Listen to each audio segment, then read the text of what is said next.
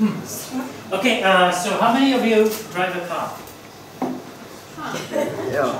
So with a car, I have a problem that it can't drive sideways. If I want to parallel park, I need to go forward and backward and forward and backward and so on. So I built a robot that can drive, hopefully, both forward and backward.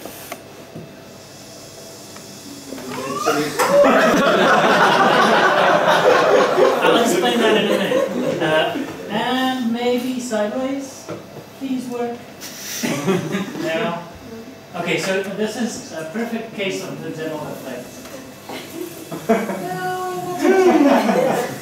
Okay, but I guess you can kind of see how it works. If the batteries were fully charged, if the Wi-Fi was free of interference, this could do that. So this has 3 wheels. So to drive sort of in a straight line, you have to carefully choose which ones to turn which way. Easiest is just to turn.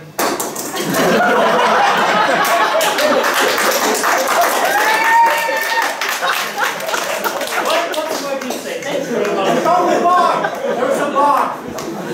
So so the wheels have to go not only how normal wheels work, but also sideways. How do they do that? They do that.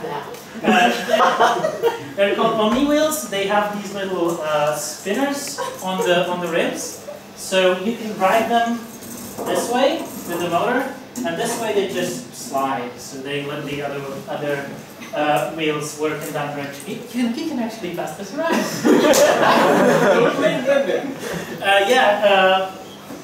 So it doesn't always work, but when it does work, it's really fun.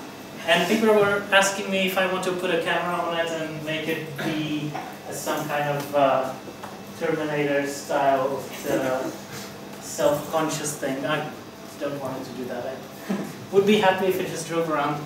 So that's with MicroPython. It's with an ESP32 chip with some wheels from China, some wires that somehow work. I'm not a professional in them. Another thing with MicroPython is this beginner's board that I got at PyCon US, which is really fun. It has shining lights and an accelerometer, and it can play music and listen to music. It's from Adafruit, and it's called a Circuit Playground. It also runs MicroPython. If you like shiny lights and want to program something in Python, I highly recommend getting one of these. They told me you can buy these in Europe now, and you don't have to pay the price from US. Right, I'm probably boring you, so I'll stop. Thank you for listening.